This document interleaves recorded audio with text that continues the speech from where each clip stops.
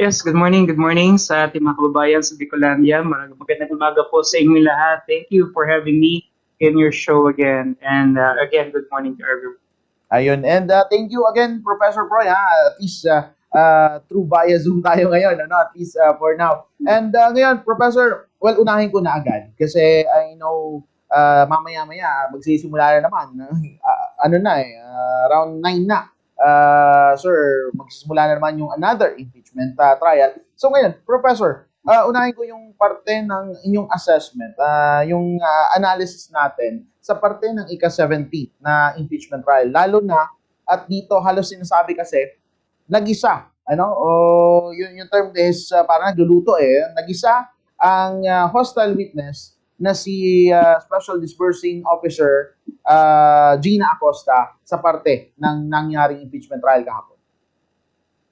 Well, at the end of the day kasi, no, yung pag sinabi natin kasing nag-isa, kinakailangan talaga merong nakuha, no, na tangible and Mm. substantial element tungkol sa kanyang mga testimonya, which I believe the prosecution was not able to bring out except for the aliases, no, yung pagong, pusa, no, and I think this is Yes. just naiintindihan naman talaga nila ang nature ng confidentiality ng confidential funds and for the intended purpose na itong mga pondo na to, no, I think they know that and they need to understand that this levels of sabihin na nating confidentiality, no, is definitely needed, no. Ang maliwanag lang kasi rito at sana maintindihan natin din is Mm. that nung tinanong yung witness, no, si Ms. Gina Costa, if there's anything irregular or if they feel that there is anything illegal at this point, no, during the time that they were dispersing the funds, she made mention that there's none. And I think this is really the reason why the prosecution and even some senator judges resorted to grandstanding, no, because they felt frustrated, no, na hindi nila nakukuha yung gusto nilang sagot doon sa witness, which to me is hindi kasalanan ng witness, no? Kasi if you're really a litigant and if you're a good litigant on the part of the prosecution, they must be able to extract that from their witness. After all, they were the ones who subpoenaed and who called this witness to testify. And so if they fail to actually account for the misgivings in the said proceeding, it's either wala talaga silang mapipiga doon sa witness or maaring hindi nila talaga kayang i-extract yon because they fail to do that. No? So again, at the end of the day, ang hindi naging maliwanag para sa akin kahapon, no, sa pagdinig kahapon is yung Mm. walang established na direct paper trail. Hindi na-establish na ang nakinabang, nagpayaman, nagpasasa doon sa pondo ng bayan ay yung Vice President. No? Mm. Kasi that's exactly what this impeachment is trying to point out here. No? The people under her are saying that there is nothing irregular. And again, the prosecution also failed to ascertain na nakinabang yung ating ikalawang pangulo dito sa pera na to, no? So, yun yung yun yung mga maliwanag na nangyari kahapon. Kaya nga napikon na lang itong si Rafi Tulfo, no, to the point na Yes. Mm. he gave some derogatory remarks to the witness. I think that naintindihan naman natin.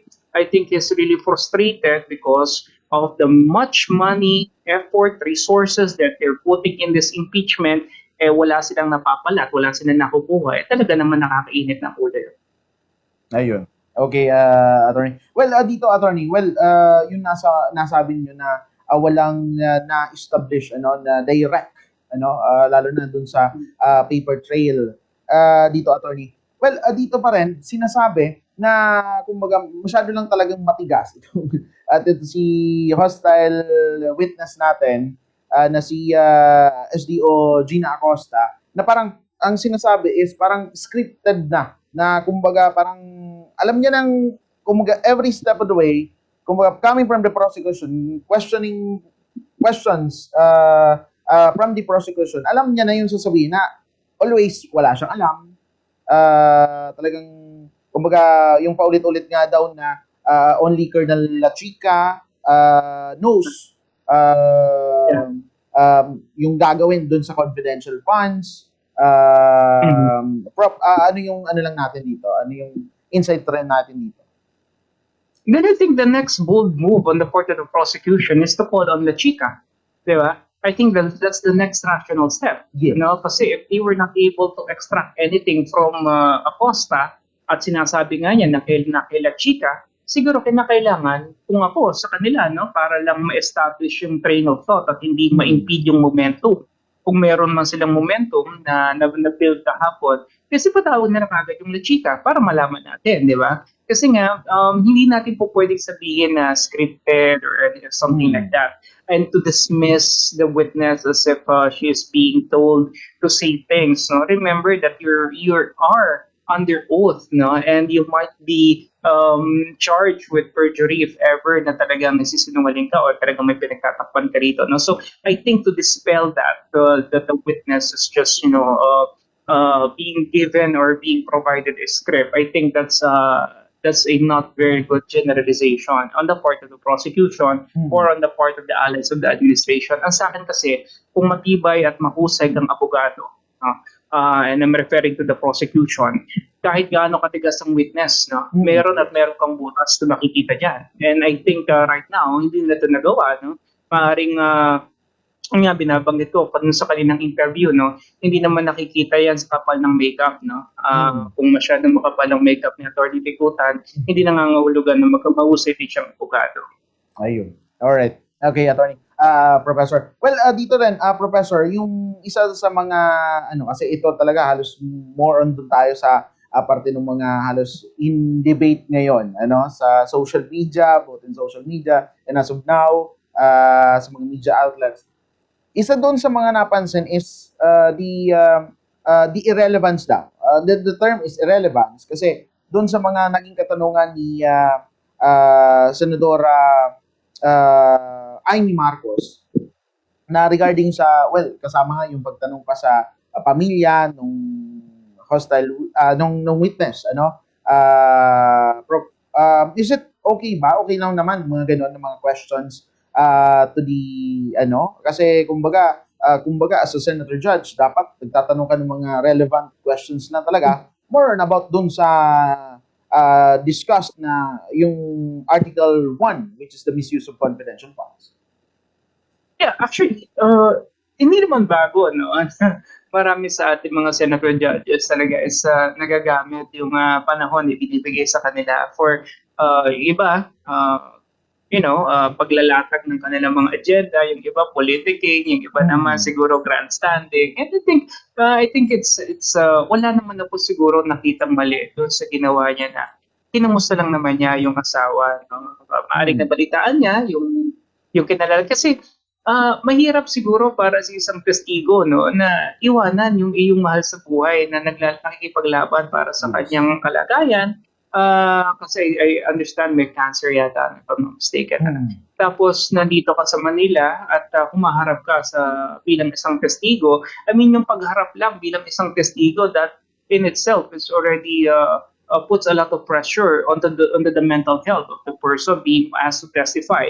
Mas lalo siguro kung meron ka pang naiwan sa Davao na mahal sa buhay, na meron ding pinagdaraan ng karamdaman. So I think yung sinabi naman ni Senator Amy Marcos is pagpapakita lamang ng concern, and that even if they're senator judges, they're still subject to human emotions, and I think that's right. Ang medyo hindi dapat ito palagpasin siguro yung mga naging pahayag ni Raffy Tulfo, ni Senator Tulfo, na kung saan tinawag niyang parang stupid, that's the term that he used to address the witness. Blind loyalty, I think ito yung mga klase ng mga statements na hindi natin kailangan because in the first place, tinawag natin itong testigo, umarap siya. So kinakailangan siguro igalang naman natin, not because you're a senator judge, you could utter these invectives dito sa ating testigo. I think that is not how it's supposed to be the case. And at the same time, mukhang hindi pa yata nakaka-get over itong mga Tulfo brothers doon sa dati nilang trabaho sa broadcast industry. Kasi doon talagang you could say testings. Pero right now, you're already senators. You need to understand that as senators of the Republic of the Philippines, you need to act and present yourself in the proper manner with proper decorum, and be careful. Be very tactful of the words that you utter because you're being under greater public scrutiny. Yun. Okay. Pero dito, attorney, professor, well, ano ba dito? Kasi napakita mo na rin yan, yung may mga derogatory na statements, under the impeachment court, may ano ba yan? Kumbaga, is it okay lang yan? Or anong take natin dito, Prof? Definitely, this is not okay. If we're going to look into the very rules of the impeachment, because they need to carry themselves with the utmost level of professionalism, and at the same time, they need to really ascertain themselves with the right character, becoming of a gentleman, of a senator judge. No? After all, they are judges. They need, maring Yes. may ilan sa kanila nakakalimot. I'm not only referring to the Tulfo brothers, but I'm also referring sometimes to the senators on the opposite end of the administration. May iba rin sa kanila na kung minsan nakakalimot din. Pero I think they need to be reminded, and I think it's really incumbent upon the presiding officer, Senator Chis Escudero, to really establish the order, and to immediately put a halt, no, kung nakikita niya na mayroong yung line of questioning, yung statement na binibigay direkta ng tumutulig doon sa personalidad ng witness. Siguro kinakailangan na the presiding officer should immediately step in order to establish order in the plenary and in the proceedings. Ayun. Okay. And dito, Prof, ang isa sa mga katanungan rin, what will happen, lalo na parang sinasabi na kumbaga kung sa accountability, sinasabi na the head of office, pero as parang ang lumalabas parang willing to sacrifice itong si SDO Gina Acosta, na kumbaga kasi hinahanap nga kung sino yung pinaka may sala, sino yung may mali doon sa parte ng flow ng confidential funds. And yung pinakakatanungan nga is, nasaan na yung confidential funds na yun? Lalo na medyo questionable daw yung mga ARs, lalo na gumagamit ng aliases, na which is, kumbaga, at least sana kasi binibigay sa COA, at least mga true name, yung mga nakalagay. Pero dito, Prof, ano ba mangyayari with the SDO Gina Acosta dito sakali man, kung kaso dahil nga walang napiga, walang nakuha, syempre parang isa siya sa pwedeng countable dito. Lalo-lalo na, Prof. Well, kasi ako naman naniniwala ako na kung yung sinasabi nila na the blind loyalty, o yung sinasabi nila na pagtatakip ang gagawin niya, I don't think any person in her right mind will willingly take bullets. Kung sakali man, meron na siyang kakaharapin na criminal cases. I mean, if my liberty is being jeopardized already, if my right to liberty may be jeopardized or may be compromised because of my supposed to be protection to my boss, I think ibang usapan na yun, because unang-una, alam niya na sa panahon ngayon, may hirapan siyang tulungan ng ikalawang Pangulo dahil nga direktang kalaban ito ng administration. So, if she will be subjecting herself to that predicament, talagang mag-isa niya itong kakaharapin.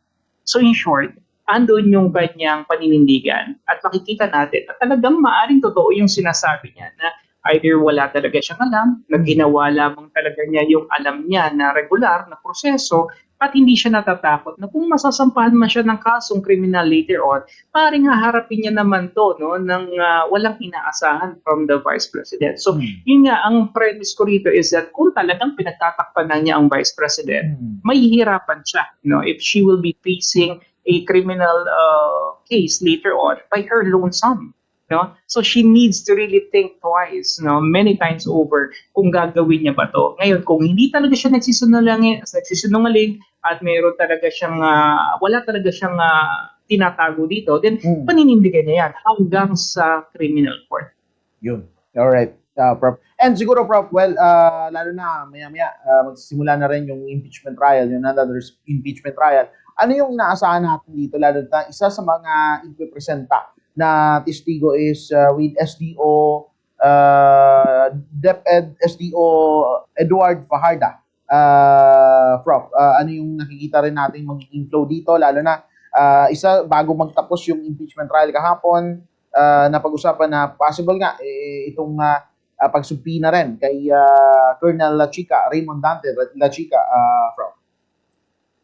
I'm not so sure if Fajardo will be able to make it today, no? Kasi I heard that he suffered stroke or something like that.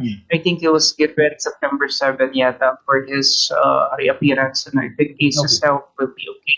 I'm not so sure about that, no? Pero at any rate, I think ang punto lang naman dito ng defense is bring it on, no? Bring as many witnesses as you could. Mm. No? After all, ang gagawin lang naman dito ng defense is just to present a good line of defense against the attacks or the advances or the offensives of the prosecution. Because yun nga, at the end of the day, just with any other kind of trial, the burden of proof really lies on the prosecution. So they are the ones that is invested heavily here na idalhin, dadalhin yung kanilang mga testimonya, magdala ng mga testigo na magpapatibay doon sa kanilang kaso.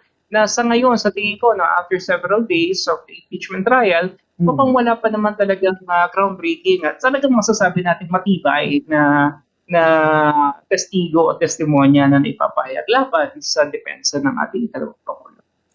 Alright. And Prof, well, lastly, well, siguro ito kasi sinasabi, ito I don't know kung it is what happens talaga sa parte ng mga debates din ng mga lalo na ng mga netizens kasi sinasabi na this impeachment lalo na sa parte na ng Article 1, misuse of confidential funds. We know na marami sa atin na kumbaga napapa-question rin ano yung pinag-uusapan kasi kung grave threats madali medyo naiintindihan agad ang pinaka is yung naging statement ni Vice President Sara. So, kumbaga para lang to give kumbaga rin sa ating mga kababayan the misuse of confidential funds para sa ating mga kababayan na kumbaga nanonood rin dito kahit papaano may konting naiintindihan pero para sa mas broader explanation Prof, coming from you.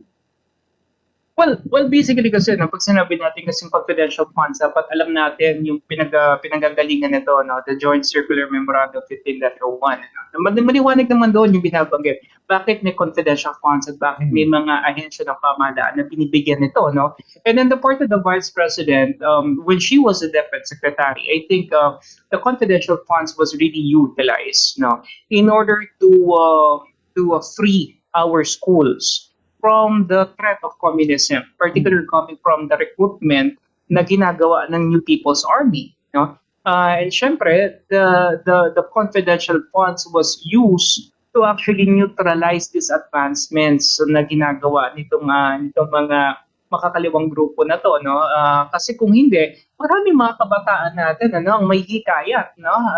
Umalis sa eskwelahan, sumama sa kilusan, mamundok, mamuhay sa kabundukan, kawawa yung mga pamilya nila, no? So, I don't know if this is one of the contentions or rationalizations why and how the Vice President made use of her confidential funds, no? Pero we need to also understand that the very nature of the confidential funds amounts to a great level of discreetness, no? At kung sa akin, kung akong tatanungin, kung may confidential funds ang Pangulo, and we're only talking about 125 or 625 million confidential funds, alam nyo ba kung magkano ang confidential funds at ang intelligence funds ng AFP, ng Office of the President, ng even by other departments like DOH and DSWD, they also have confidential funds. Pero are we liquidating them? Are we accounting them properly? Why are we only focusing on the Vice President? Is it because she is a front runner to the 2028 elections. Is that the reason why? Because if that is the case, then we are looking at selective justice, and definitely this is selective accountability. Kasi kung sa akin, kung lahat dapat talaga titignan natin, I tell you this, mas uncover natin mas malalaking pondo in the billions if we're looking only at confidential funds from other governmental offices, especially in this administration.